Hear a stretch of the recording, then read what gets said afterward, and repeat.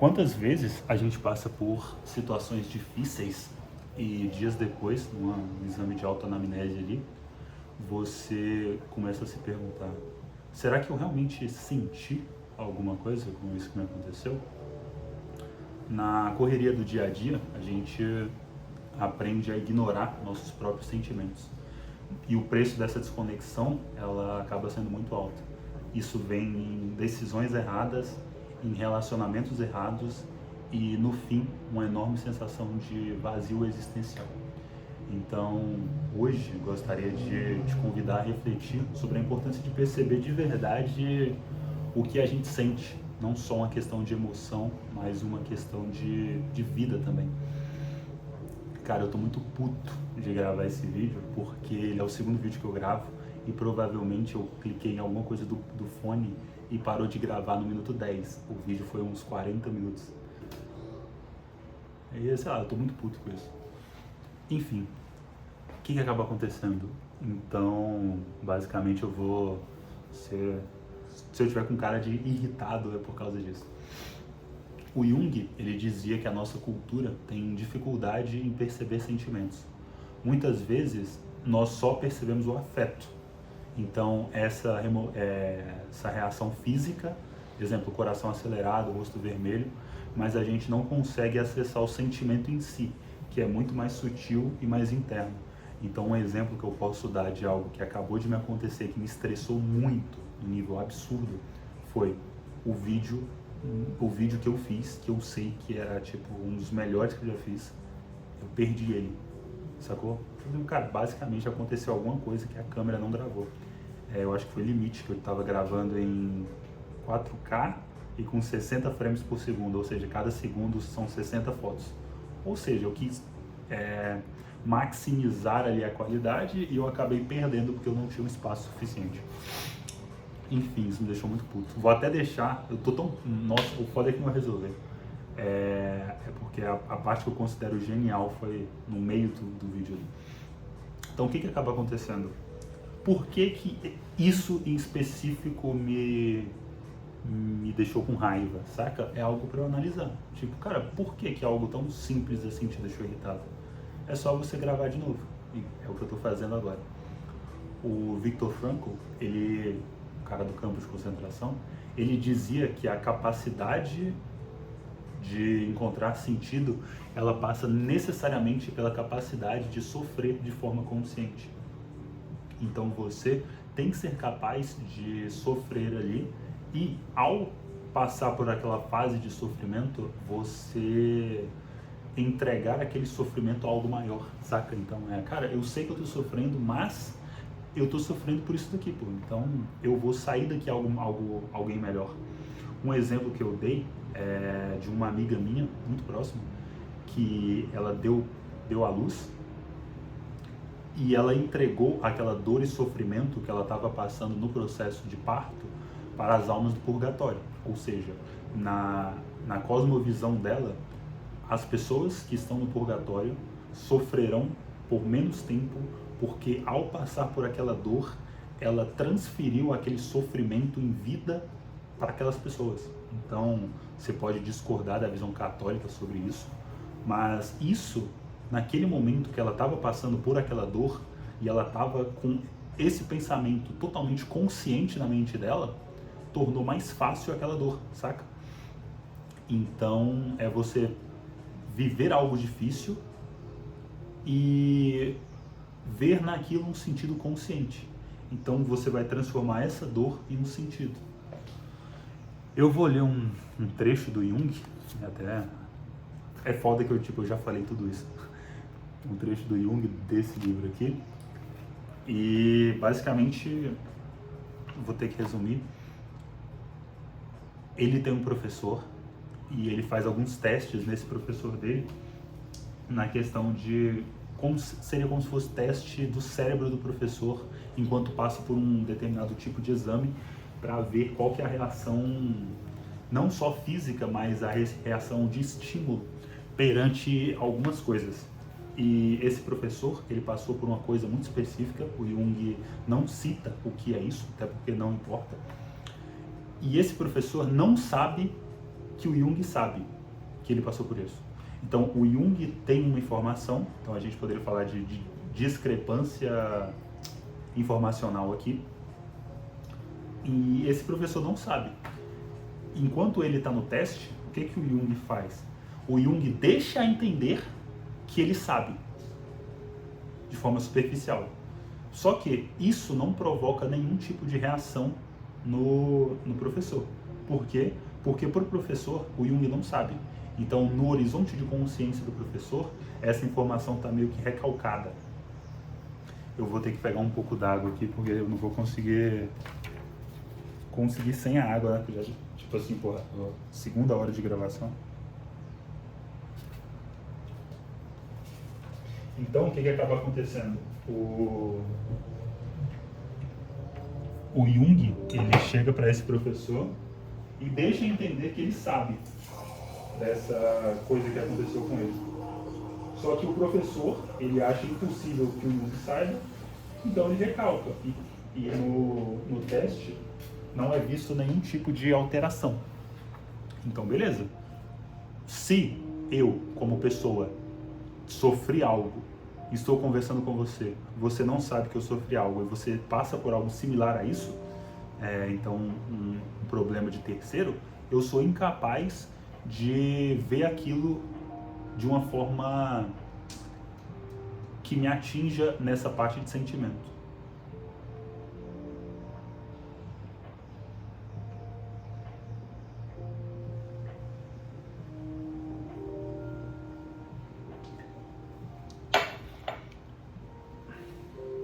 Então, o Jung fez isso pela primeira vez. Na segunda vez, o Jung falou assim, beleza, pô, já que não houve nenhum tipo de alteração emocional ao eu tocar neste assunto, sem que ele soubesse que eu sei que isso aconteceu com ele, eu vou deixar de forma clara que eu sei que aconteceu com ele. E ao fazer isso, o Jung até descreve aqui, houve uma oscilação colossal. Então, basicamente, só pelo simples fato do cara saber que aquilo aconteceu com ele, o gráfico seria estava assim e aconteceu isso. Quando ele está sozinho consigo mesmo, não sabe o que de fato a coisa representa para ele ou o quanto o atinge. Quando, porém, percebe que um outro está a par, é acometido pelo afeto em questão. Ou seja, você só meio que é capaz de visualizar a gravidade de algo que aconteceu com você, caso isso tenha um fator externo, sacou? Então, exemplo, cara, eu vou dar um exemplo aqui, que no outro vídeo eu fiquei em dúvida sobre dar o exemplo ou não, mas aqui já dá pra soltar, porque o exemplo se encaixa melhor aqui. O Kid Bengala, sim, o Kid Bengala, ator pornô, ele conta em alguns podcasts sobre a primeira vez que ele fez sexo. E quando ele conta sobre isso, as pessoas riem. Porque tipo assim, engraçado, né, Kid? Então quer dizer que você com 6 anos estava comendo as vizinhazinhas? Aí ele com 6 anos estava comendo as vizinhas. E basicamente teve um podcast que alguém meio que falou, cara, mas isso não é abuso? Tipo assim, cara, em nenhum momento ele foi confrontado com isso, sacou? Tipo, durante toda a vida dele, aquilo foi visto como algo normal. Só que, tipo, literalmente, nesse caso específico, a gente tá falando de um caso de estupro. E por ser algo que ele nunca olhou para aquilo da forma que deveria, tipo, da atenção que deveria ser dada, aquilo passou para ele como se fosse uma coisa normal, saca? Tipo, caralho, velho, toda vez que eu conto essa história para esse grupo de pessoas aqui, isso é visto como algo legal. Então, é interessante esse caso. E o Jung segue aqui. Enquanto estamos sozinhos conosco mesmos, podemos saber Deus que camelos engolir. E isso não nos afeta de modo mais significativo. Enquanto supomos que ninguém mais sabe a respeito de algo, somos pouco capazes de avaliar o que o assunto realmente representa para nós. Por isso, sempre aconselho as pessoas a falarem sobre as suas questões, pois assim percebem que valor de fato as coisas têm para ela. Eu, por exemplo, sempre fiz a relação à minha atividade científica. Nessa atividade surgem todos os tipos de ideias, das quais nunca sabemos qual tem de fato seu valor. E assim é sempre vantajoso falar com alguém. E, preciso admitir, neste caso, o sexo feminino é de fato excelente. Sempre dizemos algo às mulheres e elas têm uma emoção descontrolada frente a isso, então sabemos o seu valor. Nós mesmos tomamos consciência. Em casos assim, não é tão vantajoso falar com homens, pois no caso deste, o homem, na sua maioria das vezes, fracassa em alguma medida. E, quem sabe, por essa razão, diabos agora, ele sabe e eu não sabia. Sendo assim, não manifestamos nada. Uma reação falsa, não é? Ou então o homem pensa, como eu sinto isso? Não, neste caso não falamos nada, não reagimos, pois somos atingidos em algum local. Por isso, quando se trata de uma quantidade maior de ideias não suficientemente avaliada, a conversa com mulher é algo muito especial. Mulheres, por exemplo, estudantes, me mostraram reação em relação às quais eu percebi. Ah, isso se encaixa, é correto, agora eu sei qual é o valor disso. Justamente porque a reação do outro, quer dizer, uma reação bem neutra, possibilita tomarmos consciência do nosso próprio sentimento. Costumo chamar isso de efeito precipitado da conversa feminina. Isso de fato é algo peculiar. Eu encaminhava, por exemplo, muitas vezes pacientes que deveriam ter percebido algo específico a uma mulher e dizia, conte essa mesma história a ela. E de repente eles o sentiam, ou seja, aquele assunto, não o assunto em si, aquela emoção que foi reprimida, vinha à tona. Consigo me recordar vividamente de um caso. Tratava-se de um filósofo alemão que apresentava sempre uma superioridade intelectual. Contava-me todo tipo de história e eu percebi claramente. Ele mal sabe o que ele vivenciou ou o que aconteceu com ele. Então eu lhe disse, agora vá a tal senhora. No dia seguinte, à noite, a senhora em questão me telefona. Mas que foi que aconteceu com esse homem que o Senhor me mandou? O que há com ele? Ele está quase louco. Aí eu perguntei, mas o que aconteceu? Ela começou a me contar que ele foi acometido por tal emoção que começou a rolar no chão. Ele é louco? Não, respondi. Ele é um filósofo alemão. Com essa mulher, ele simplesmente percebeu pela primeira vez que no fundo tem uma enorme emoção em relação a certas coisas. Fato que escondeu de mim. Tempos depois eu revi, pois não podia ocupar uma posição inferior na presença de um homem. Simplesmente não podia ser inferior a mim. Mas, no caso de uma mulher, isso não o aborrecia. Por isso, os homens muitas vezes se apresentam para as mulheres através da sua pior faceta. Isso ocorre com frequência. Vou pular um trecho aqui. Podemos ter qualquer tipo de vivência, mas se passarmos por ela sozinho, então é como se não tivéssemos de fato nos dado conta. É preciso que a dividamos com alguém. Assim teremos a possibilidade de tomar a consciência de forma plena. Então aqui o Jung cita essa questão de você meio que ter um espelho ali, de você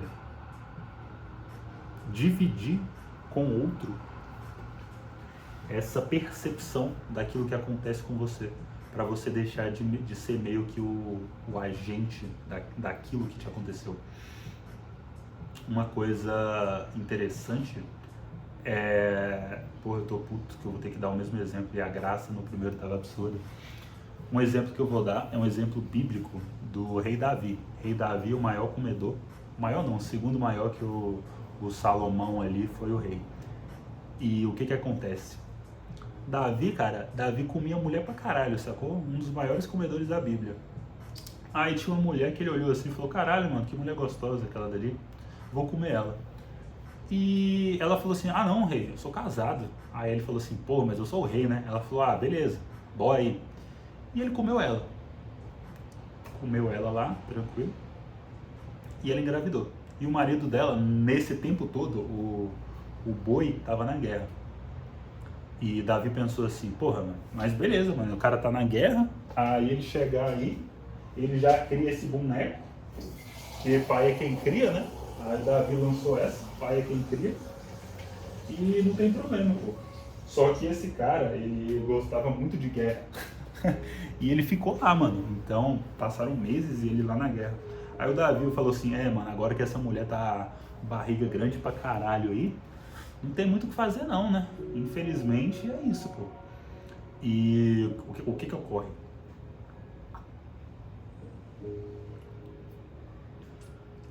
O Davi falou assim, tem que matar o cara, pô. Davi talarico do caralho, além de talarico assassino. E na guerra existe pontos que... Guerra, no caso, guerra territorial. Então, basicamente, a gente acha, tem meio que uma visão de que guerra por território, no sentido de invasão, ela ocorre de forma linear, né? Então, por exemplo, na posição seria como se fosse assim. Tá um exército aqui, em linha, e aqui o outro exército em linha, e eles tentando invadir. Só que, na verdade, ocorre meio que o inverso. É como se fosse assim. Só que, tipo, imagina que isso daqui tá reto. Então, deixa eu ver. Seria como se fosse assim. Guerra situacional tende a acontecer dessa forma aqui. E o que acontece? Você fala, não entendi, Gabriel. Como assim? Basicamente, os comandantes, eles ficam em um canto específico da batalha, na qual é muito difícil para eles serem mortos. Então, ele vai estar ali numa guerra, os liderados por ele vai ver, caralho, velho, então quer dizer que meu comandante também tá aqui, meu general também tá aqui. Isso aumenta a moral da tropa, aumenta o moral da tropa, não a moral, o moral da tropa. E basicamente isso. Então existe uma posição na guerra que você vai morrer com menor chance e você vai ser atacado por pessoas que têm menos chance de te matar. Seria meio que uma guerra de general do lado de cá. E nesses flancos aqui é meio que onde está a guerra de verdade.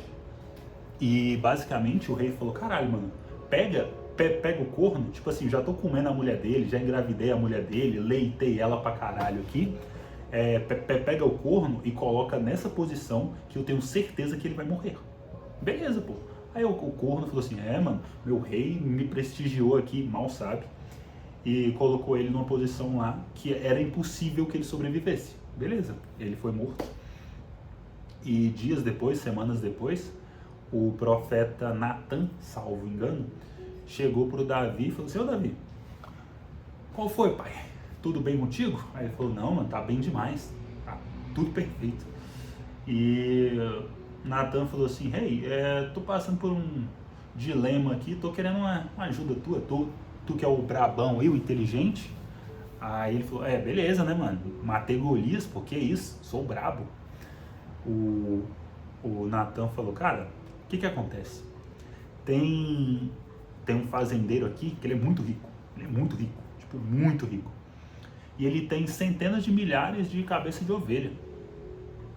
Aí o Davi falou assim, tá, beleza. Aí o Natan falou, não, tranquilo, pô. O que rola? Tem um vizinho dele que esse cara só tem uma ovelha. Ele tem uma ovelha só, então ele depende dessa ovelha para dar lã, leite ali. Ele só tem essa ovelha dele e ele cuida dessa ovelha dele muito bem. Tipo, é a coisa que ele mais ama na vida dele, é essa ovelha. E o rei falou assim, continua aí, pô, não tô fragando muito bem ainda não. E ele falou, não, mas o que acabou acontecendo? Uns dias atrás, esse rico, esse fazendeiro rico, ele recebeu visita na casa dele. E ao invés de pegar uma dessas ovelhas dele para sacrificar ali, para servir de banquete, ele foi lá e pegou a ovelha deste homem pobre.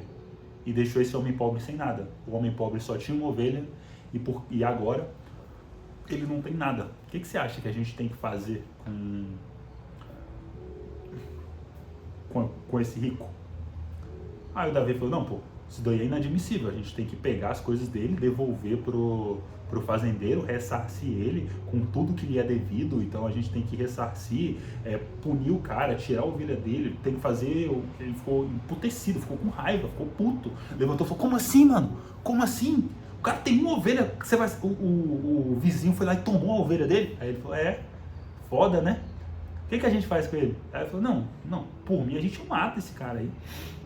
Aí o Natan só olhou assim, mata, né? Beleza.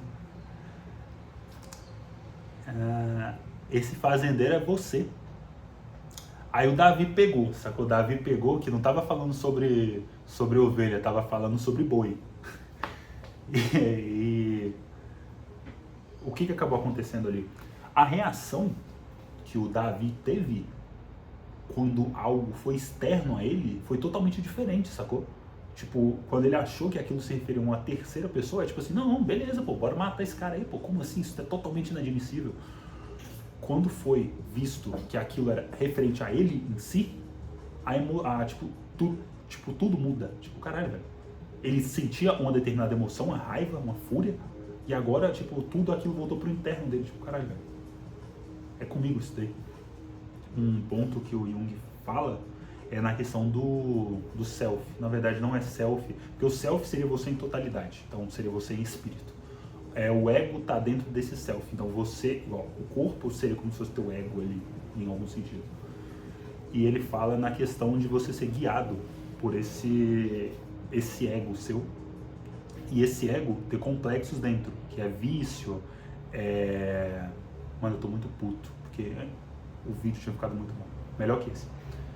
E basicamente tem esses vícios ali que são que te movem. Então são essas coisas que você não vê, sacou?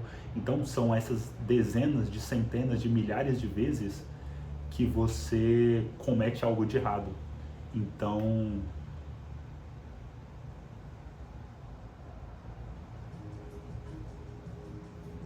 eu tô em dúvida se eu falei uma parte de um negócio no outro vídeo ou nesse. São essas coisas que você comete de errado e que ela tá ali no fundo da tua personalidade, saca? Então, vou dar um outro exemplo aqui. Tem um livro que ele fala sobre...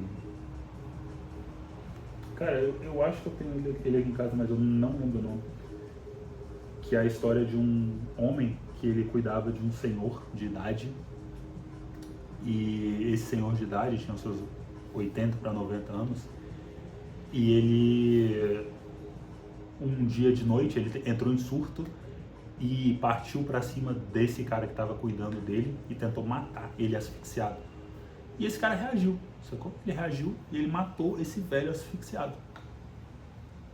E quando ele matou esse velho asfixiado, ele ficou assim, caralho, eu cometi um assassinato, eu cometi um assassinato, eu cometi um assassinato, eu cometi um assassinato, eu cometi um assassinato, eu cometi um assassinato. Só que no interno dele, eu cometi um assassinato, eu cometi um assassinato. Depois de alguns dias, focando nesse interno ali,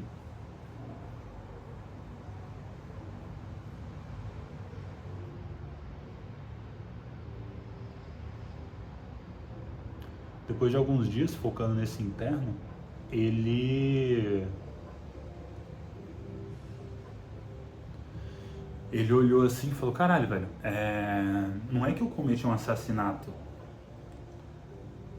Talvez eu só livrei aquele cara da dor, porque ele já era uma pessoa de idade. Então eu livrei ele daquela dor. Beleza. Passou algumas semanas e ele começou a pensar, mas o meu chefe, ele era uma má pessoa. Na verdade, eu fiz um bem pro mundo ao matar ele. Dias se passam e ele começa a pensar, assassinato ou luta? A gente entra naquilo da paralaxe cognitiva que eu citei acho que uns 3 vídeos atrás. Assassinato ou luta? Aqui, todo o ego dele já foi mudado, sacou? Agora não é mais tipo, eu cometi uma coisa de errado. Será que isso é errado? É meio que um estado que você começa a olhar tudo de forma relativa, então não tem mais algo concreto. E quando você conversa com alguém, e alguém externo a você, que você pode estar num estado ali de vulnerabilidade, esse é um ponto muito importante, tem que ser alguém pelo qual você possa ser vulnerável. E você externaliza isso, aquela pessoa fala, cara, isso que você fez é errado, sacou? Você vai ter meio que uma noção de o que você fez. Não tô falando que você deveria confessar um assassinato não, tá? De boa. Mas é tipo assim, cara, isso foi um assassinato. E o que acaba acontecendo? A gente tem no nosso ego, que seria esse você minúsculo, dezenas de complexos, dezenas de pequenos assassinatos. Então, o que acaba acontecendo? Eu vou sublimando isso daí, eu vou jogando para o tapete da minha personalidade, beleza. Chega num momento que isso que você jogou vai começar a ser cobrado. Então você vai tomar decisões com base nesses assassinatos, que é algo totalmente errado dentro da estrutura, não só da estrutura da realidade, no sentido de dizer bem ou mal, mas algo que você nem tenderia a concordar, sacou? Só que você não analisou aquilo de forma concreta. Não é mais algo que você passou a entender o sentimento por trás daquilo. Você só viveu aquela emoção. E agora aquela emoção, ela está guiada totalmente por instintos. Até vou dar um exemplo pela segunda vez. Saca só isso aqui. Lane. Esse aqui é o Lane. Você fala assim, pô, Gabriel, por que você está trazendo o Lane? Mano, deixa eu ver se aqui dá para pegar o Lane. Não, acho que aqui tá bom. Olha isso.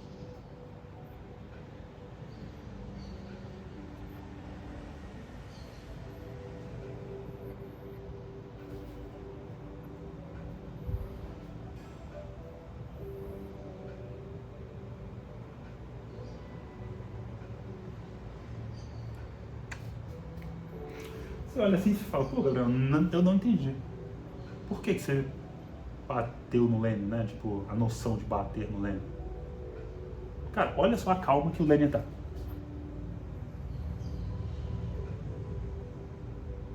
Aqui acontece uma coisa muito engraçada, que é ele simplesmente não sabe que existe agressão. E se souber, eu vou matar a pessoa que fez ele saber que existe agressão no mundo. Então, mano, o que rola? O Lane, todas as ações dele são baseadas em buscar prazer, sacou? Ele não tem que fugir de dor nenhuma, porque o Lane não tem nenhum tipo de dor. Que eu saiba, né, bebê? Qual que é o ponto interessante nisso daqui? É que quando você comete esses assassinatos ali, seria como se você apanhasse, sacou? Então imagina isso, imagina que o Lane é um cachorro vira-lata, eu trato ele mal, não dou ração, não alimento ele bem, não coloco água, e toda vez que ele chega perto de mim eu agrido ele, tipo centenas, dezenas, milhares de vezes, o Lane vai passar a vida inteira sendo agredido. Só isso, agressão, né, Lane? O que acaba acontecendo, pô? Chega num determinado momento que toda a ação do Lane vai ser baseada nesse estímulo e recompensa, sacou? Então ele sabe que quando ele chegar perto de mim ele vai ser agredido, sacou? E o que rola? Nós, como pessoas, somos meio que assim. Então existem determinadas ações ali que elas vão gerar um gatilho e a gente vai responder de forma instintiva. Então, se alguém chegar perto do Lane e ele apanhasse, ele ia latir, que é tipo assim, caralho, velho, não chega perto de mim, que você chegar perto de mim significa que eu vou ser agredido. Então é basicamente pensar que quando você não analisa as coisas que te aconteceram, as coisas que te acontecem, seria você viver como um cachorro. E não seria viver como um Lane, sacou? Que não tem essa noção de dor e sofrimento ali. Seria como viver como um cachorro que foi maltratado a vida toda. Então o que acaba acontecendo cara, alguém vai chegar próximo de mim, vai rolar uma espécie de agressão ali, então eu não posso deixar pessoas chegarem perto. Tanto é que nos vídeos mais absurdos tipo, tu vê cachorro que é maltratado e eles tentam ressocializar o cachorro. Tipo, mano, anos para aquele comportamento que ele tinha como padrão deixar de ser o padrão e ele aceitar simplesmente isso aqui. E o que rola?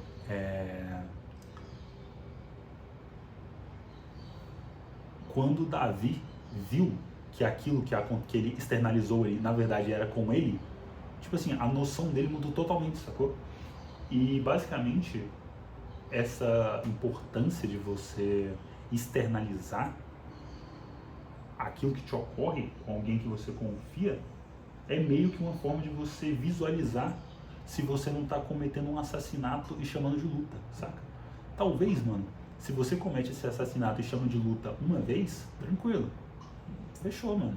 Você matou o senhor de 90 anos ali, tá achando que foi luta, tá achando que ele era uma má pessoa, agora você ter matado ele foi meio que uma forma de livrar a humanidade de um ser humano perverso, mas, cara, você cometeu um assassinato. Então, basicamente, é buscar cometer a menor quantidade de assassinatos possíveis nesse sentido. E quando conversamos com alguém, isso funciona como se fosse um espelho emocional. O Naval Ravikant, ele falava que você não pode entender a si mesmo apenas pensando. É necessário você agir, falar e viver. Então, cara, quando você externaliza isso, igual eu estou fazendo aqui, eu estou meio que criando uma estrutura pela qual eu vou poder ver qual é a linha de raciocínio que eu estou seguindo para a vida. Não necessariamente, porque esse vídeo está meio que estruturado, mas se fosse uma conversa, como Freud fala, de associação livre, isso tenderia a acontecer com uma maior facilidade. Se eu estivesse conversando com alguém que eu confio muito, isso estaria acontecendo com maior facilidade.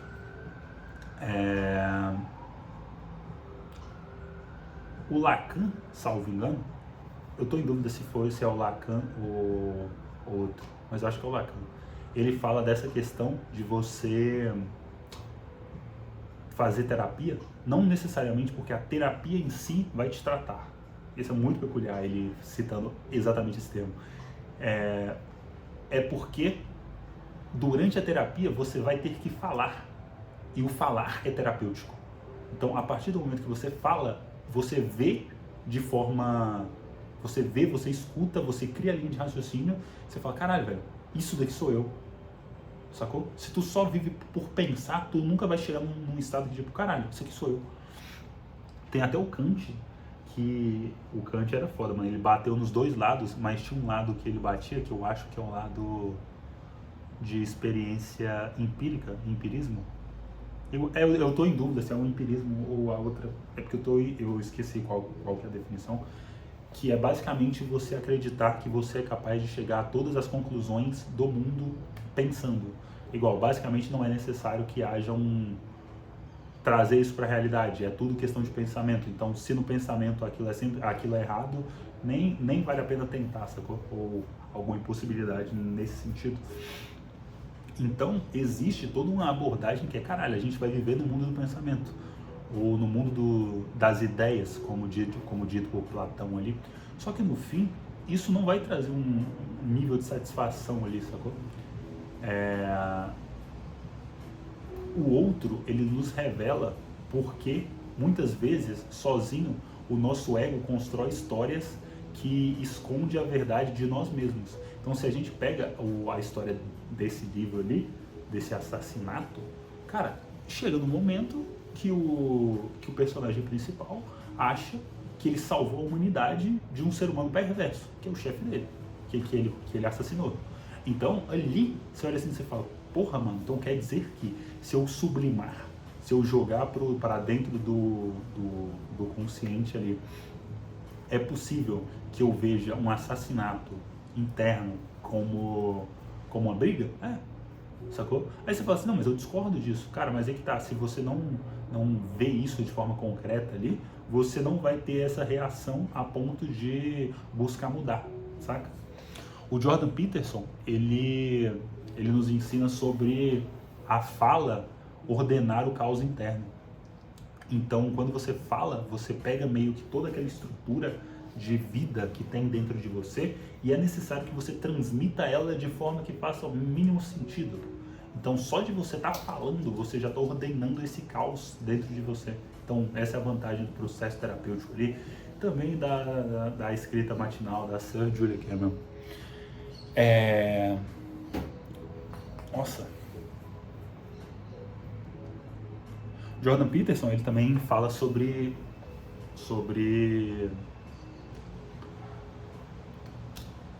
nós nos tornarmos mais honestos consigo mesmo.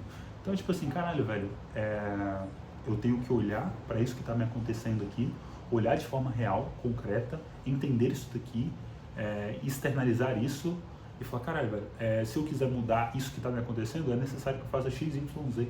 E se você não é capaz de ver isso como um cenário total ali, você vai ser incapaz, você vai ser como Davi tomando decisões de matar os outros, sendo que quem comete aquele crime é ele mesmo.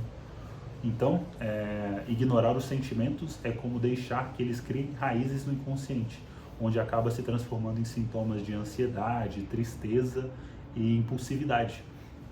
Então, no fim, mano, a gente vai ser como o Lenny numa versão que apanhou pra caralho e que nunca recebeu nenhum tipo de afeto, saca? Você vai ser basicamente... eu tô tentando imaginar algum brinquedo que faça isso. Tipo um pula pirata, sacou? Tipo, você vai encostando facas ali e tem algumas coisas específicas que assim que tocar, você vai pular no lepo. Mas quando você reconhece o que sente e abre espaço para essa transformação, quando você abre espaço para entender aquilo que acontece com você, você abre espaço para que essa transformação ocorra. Então, o Jung, o Frank, o Lacan, o Freud, todos eles concordam que o processo da consciência cura. Só para terminar, tem uma frase do grande Jung que ele fala: até você se tornar consciente, o inconsciente irá dirigir a sua vida e você vai chamar ele de destino. E é basicamente isso. Vou deixar de recomendação este livro, que é muito foda. E é isso, cara. Talvez, se você viver no teu mundo interno, possa chegar num momento ali que você, como o filósofo alemão,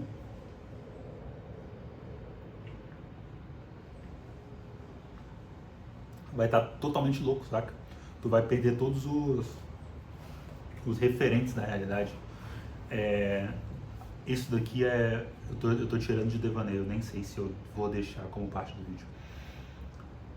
Na estrutura da realidade existe signo, significado e referente, basicamente no português. Um é o que aconteceu, um é o que significa que aconteceu, e o terceiro é a visão que você passa para o outro, uma visão passável para o outro de o que aconteceu. Signo, significado e referente. E quando você vive num processo muito interno, que é um problema que eu tenho ali, é algo que eu estou buscando melhorar, você meio que perde signo, significado e referente. Porque o signo, significado e referente, tudo está no mesmo local, que é você. Então, exemplo. Deixa eu ver aqui se tem algum exemplo visível. Eu posso começar a chamar essa mochila que está atrás de mim aqui de caderno, sacou? Então, no meu mundo interno, isso é um caderno. Tipo assim, se eu nunca trouxer isso para a realidade e alguém fala, cara, isso daí não é um caderno, é uma mochila. Eu posso falar, não, mano, é um caderno. Aí a pessoa vai chegar mostrar um exemplo de tipo, ela vai pegar uma outra mochila e vai falar, isso daqui é o quê?